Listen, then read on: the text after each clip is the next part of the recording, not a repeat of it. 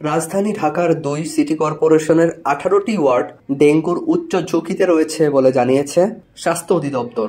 মঙ্গলবার ২৮শে মে রাজধানীর মহাখালীতে স্বাস্থ্য অধিদপ্তরের মৌসুম পূর্ব এডিস সার্ভে ২০২৪ এবং মৌসুম পরবর্তী এডিস সার্ভে ২০২৩ অবহিতকরণ সভায় এ তথ্য জানানো হয়। সভায় আরও জানানো হয়, এ বছর মৌসুম শুরুর আগেই রাজধানীতে বেড়েছে ডেঙ্গুর প্রভাব। এর মধ্যে রাজধানীর ২ সিটি কর্পোরেশনের ১৮টি ওয়ার্ডে ডেঙ্গুর জীবাণুবাহী এডিস মশার লার্ভার ঘনত্বের পরিমাণ নির্দিষ্ট মানদণ্ডের থেকেও বেশি। গত ১৭ এপ্রিল থেকে ২৬ এপ্রিল পর্যন্ত ১০ দিনব্যাপী ডেঙ্গু রোগের বাহক এডিস মশার ঘনত্ব ও প্রজনন স্থান নিরীক্ষার জন্য মৌসুম পূর্ব জরিপ কাজ পরিচালনা করা হয়। স্বাস্থ্য অধিদপ্তরের জরিপে বলা হয়েছে, জরিপকৃত ৩,১৫২টি বাড়ির মধ্যে ৪৬৩টি বাড়িতে এডিস মশার লার্ভা ও পিউপা পাওয়া গেছে। এতে আরও বলা হয়, এডিস মশার লার্ভার ঘনত্ব পরিমাপের সূচক ব্রুটো ইন্ডেক্স নামে পরিচিত। সাধারণত এডিস মশার লার্ভার ঘনত্ব পরিমাপের স্বীকৃতি পদ্ধতি ব্রুটো ইন্ডেক্সের মানদণ্ডের লার্ভার ঘনত্ব ১০% বেশি হওয়া মানেই পরিস্থিতি নিয়ন্ত্রণের বাহিরে।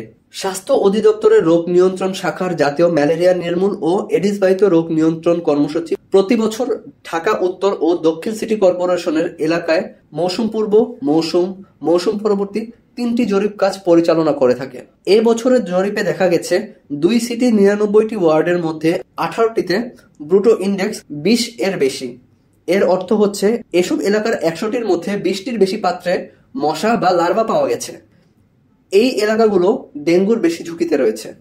ঢাকা উত্তর সিটি কর্পোরেশনের ঝুঁকিতে থাকা ওয়ার্ডগুলো হলো ১২, ১৩, ২০, ৩৬, ৩১, ৩২, ১৭, ৩৩ নম্বর ওয়ার্ড।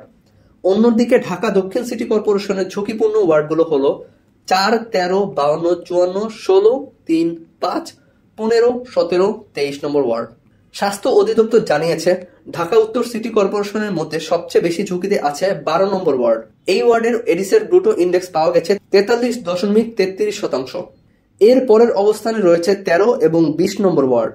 এগুলোতে ব্রুটো ইন্ডেক্স পাওয়া গেছে ৪০%। ৩৬ নম্বর ওয়ার্ডে ৩৩.৩৩% ও ৩১ ও ৩২ নম্বর ওয়ার্ডে ৩০%। ১৭ এবং ৩৩ নম্বর ওয়ার্ডে ২৪.৪৪% ব্রুটো ইন্ডেক্স পাওয়া গেছে।